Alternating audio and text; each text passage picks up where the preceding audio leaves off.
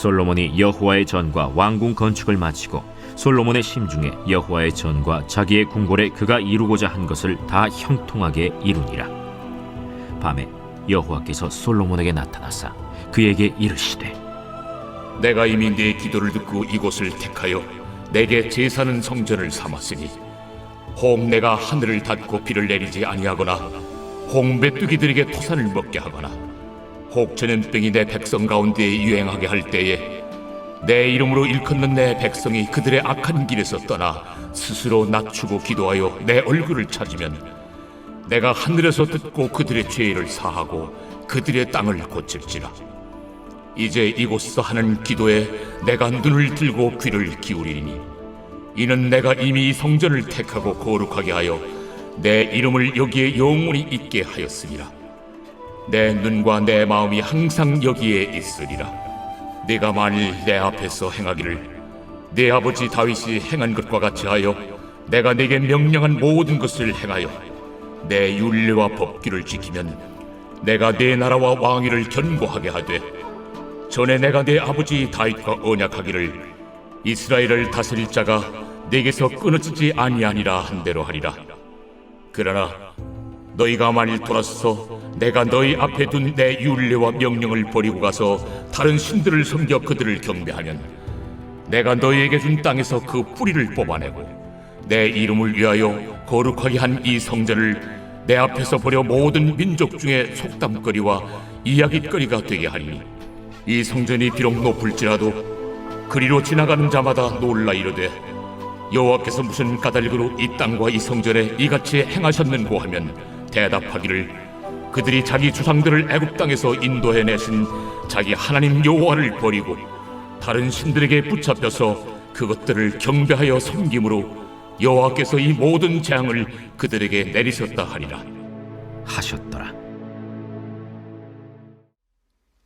샬롬, 여러분 반갑습니다. 임양숙 전도사입니다. 오늘도 큐티로 기막힌 하루를 여는 4월 20일 화요일 새벽 큐티 시간입니다. 오늘 우리에게 허락하신 본문은 역대하 7장 11절부터 22절 말씀입니다. 솔로몬은 성전을 건축하고 백성들과 함께 성대한 봉헌식도 하면서 기쁨이 넘치는 초막절까지 지냈습니다. 그리고 오늘 본문에 와서는 왕궁 건축도 솔로몬이 이루고자 한 것을 모두 형통하게 마쳤다고 합니다. 그리고 밤에 여호와께서 솔로몬에게 나타나십니다. 13절 말씀부터 14절 말씀에 보면 혹 내가 하늘을 닫고 비를 내리지 아니하거나 혹 메뚜기들에게 토산을 먹게 하거나 혹 전염병이 내 백성 가운데 유행하게 될 때 내 이름으로 일컫는 내 백성이 그들의 악한 길에서 떠나 스스로 낮추고 기도하여 내 얼굴을 찾으면 내가 하늘에서 듣고 그들의 죄를 사하고 그들의 땅을 고칠지라 라고 하십니다. 이 말씀은 바로 6장 26절부터 28절에서 솔로몬이 하나님께 드렸던 기도를 기가 막히게 응답해 주시는 하나님의 음성입니다. 이때 솔로몬은 즉위한 지 24년 후일 것으로 추측을 합니다. 어쩌면 지금 솔로몬에게 있어서는 가장 최전성기로 보는 것이 맞을 것 같습니다. 영적으로도 이렇게 백성들의 죄에 대한 문제를 놓고 기도할 만큼 자신과 백성들에 대한 영적인 눈이 매우 예민해져 있음을 확신할 수 있습니다. 그러기에 솔로몬은 더 나아가 16절 말씀을 통해 하나님의 눈과 하나님의 마음이 항상 이 성전에 있겠다는 엄청난 말씀까지 듣습니다. 큐티를 하신 분들은 아시겠지만 솔로몬의 기도에는 한 점의 욕심이나 성공이 없습니다. 환경에 나타난 다양한 고난과 같은 사건 앞에서 백성들이 여호와의 이름을 부르면 죄에서 떠나면 다시 말해 회개하면 용서해달라는 기도를 드렸을 뿐인데 하나님께서는 바로 이 기도를 통해 이미 이 성전을 택하고 거룩하게 했다고 말씀하시는 것입니다. 회개는 이렇게 엄청난 여호와 하나님의 임재를 약속합니다. 하지만 이 회개 역시 성령의 인도함 없이는 불가능한 일이죠. 회개에 앞서 우리 인간들에게 반드시 일어나야 할 것은 바로 자신의 죄에 대하여 성령이 스승되시고 교과서 대신 말씀 앞에 끊임없이 묵상하고 또 묵상해야 한다는 것입니다. 저는 목회자가 된다고 해서 결혼한 남편이 학교에서 잘리고 가장의 역할인 경제도 책임져 주지 않는 남편이 무시가 되어 이혼을 요구했었습니다. 일반적으로 봤을 때 마땅히 이혼을 당해야 하는 남편이었습니다. 변호사와 상담을 하는데 이혼 사유가 너무 분명하기 때문에 무조건 이긴다고 했습니다. 그런데 담임 목사님의 큐티 사역으로 양육이 이루어지고 내 죄를 보는 훈련을 통해 제가 남편의 역할에 순종하지 못한 죄가 깨달아져서 결국 제가 먼저 남편에게 고백한 말은 가정을 지킨 것은 내가 아니라 당신이었다고 펑펑 울면서 고백을 하고 버텨주어서 고맙다고 했습니다. 이렇게 회개는 이혼 직전에 저희 가정에 하나님의 임재가 뚜렷하게 나타나는 계기가 되었습니다. 본문에서는 뿐만 아니죠. 본문 17절부터 18절 말씀도 보십시오. 하나님께서는 솔로몬에게 무엇이라고 합니까? 내 아버지 다윗이 행한 것과 같이 하여 라고 하십니다. 그러면 왕위도 견고하게 할 뿐 아니라 아버지 다윗에게 약속했던 왕위를 끊어지지 않게 한다고 하십니다. 그럼 다윗은 어떤 사람입니까? 다윗은 하나님의 계명을 1.1획도 어기지 않는 완전한 사람이 아니었습니다. 오히려 그는 실수투성이인 인간들의 표본이 될 정도의 인물이었죠. 그는 신하의 아내인 밧세바와 간음하고 또 그 남편이 우리아를 죽이기까지 했습니다. 그럼에도 불구하고 하나님께서 다윗을 의인의 표본으로 간주하셨던 것은 그의 완전한 회개, 즉 분수령적인 회개를 마음에 들어 하셨고 이 회개를 기특하고도 기쁘게 여기셨기 때문입니다. 따라서 하나님은 솔로몬을 향하여 완벽한 인간이 되라고 이 말씀을 하시는 것이 아닙니다. 아버지인 다윗처럼 죄 앞에서는 철저히 회개하며 말씀을 지켜내고자 하는 변함없는 일상을 권면하시는 것을 통해 약속을 하시는 것입니다. 오늘 큐티의 제목을 보면 약속과 경고의 말씀입니다.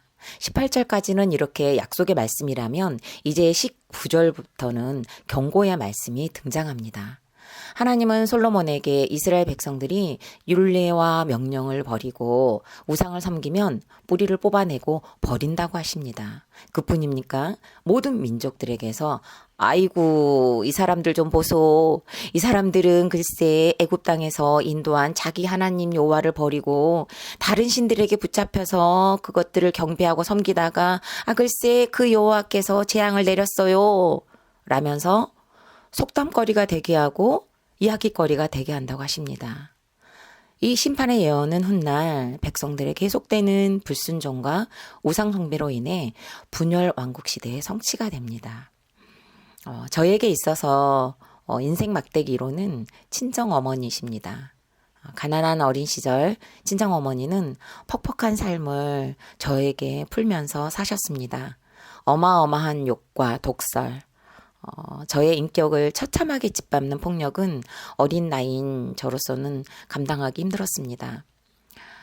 내 엄마가 아니니까 이럴 수 있다며 엄마를 찾아간다고 초등학교 시절에 가출을 3번이나 하고 5학년 때에는 정말 너무도 견디기 힘들어서 죽을 방법을 모색하다가 동네 어르신들의 그 죽음을 귀담아 듣게 되더라고요. 연세가 많지 않으신데도 돌아가신 분들의 경우를 들어보니 다들 농약을 드시고 돌아가셨더라고요. 그래서 저도 기회를 엿보다가 농약이 있는 창고에 들어가 농약을 마시려는 순간 정말 오랜만에 오셔서 농약을 주러 오신 아버지가 광으로 들어오시면서 문을 벌컥 여시더니 아이고 향숙이 네가 어떻게 알고 이 농약을 들고 있냐 라고 하시면서 제 손에 들고 있던 농약을 가져가셔서 제가 이렇게 살아있는 거 아니겠습니까? 나중에 알고 보니 어머니의 언어폭력은 사실 제게만 일어난 일이 아니라 제 막내 동생에게도 굉장히 많이 일어나고 있음을 알게 되었습니다. 어느 날 모자지간에 이야기를 하다가 남동생이 급기야 분노가 조절되지 않아 어머니께 병을 집어 던져서 큰 상처를 입고 어머니는 동생이 있는 집으로 돌아갈 수 없어 정말 어쩔 수 없이 저희 집으로 오시는 뿌리가 뽑히는 일이 일어났습니다. 이 일로 남동생은 자괴감에 빠져 하고 있던 사역도 멈추고 교회도 나가지 않게 되었고 저희 집으로 오신 친정어머니를 모시게 된 저는 정말 숨이 막히도록 힘이 들었습니다. 이 사건은 어머니에게 있어서는 아들을 목회자로 만들겠다고 열심히 했던 자리에서 뽑히는 사건이었고 저에게는 묻어두고 있었던 상처가 드러나며 뽑히는 재앙과 같은 시간이었습니다. 하지만 이 사건을 통해 어머니는 만성 신부전이라는 병이 있음을 알게 되었고 투석을 하시면서 생명을 연장받고 계십니다. 그리고 저는 말씀으로 치열하게 싸우며 저를 품고 해산의 고통으로 낳으신 어머니를 어머니로 인정하지 않고 항상 무시하는 여전히 질서에 순종이 되지 않는 죄를 보게 하셨습니다. 하루에도 몇 번씩 상처가 덧나듯이 감정의 불꽃은 튀며 불순종했던 순간들이 뒤엉키고 있습니다. 그러함에도 불구하고 점화가 되지 않도록 하시는 은혜가 있기에 결핵 환자이면서 투석 환자인 어머니에게 필요한 반찬을 만드는 수고를 회개하는 마음으로 하고 있습니다. 하루라도 더 모시는 것과 한 가지라도 더 맛있게 반찬을 만드는 힘이 사실 저에게는 없지만 이렇게 적용할 수 있는 힘의 원동력은 바로 회개입니다. 여러분 질문해 보시기 바랍니다. 지금 내 죄는 보이지 않고 내 고난은 크게만 느껴지는 일이 있습니까? 짜증나고 생색도 나지만 그래도 내 죄에 집중해 보십시오. 나를 속량하신 예수 그리스도의 은혜가 기다리고 있습니다. 마지막으로 4월 20일 보석 상자입니다. 복음은 능력입니다. 구원을 주시는 능력입니다. 성경은 인간이 병에서 놓이는 것부터 시작해서 모든 잘못된 상황에서 풀려나는 것을 구원이라고 말합니다. 인간의 육체만을 구원하는 것이 아니라 모든 상황과 자연과 만물을 구원하는 능력이 바로 복음입니다. 아멘. 오늘도 큐티로 기막힌 하루를 살아내는 하늘가족 공동체가 되시기를 바랍니다.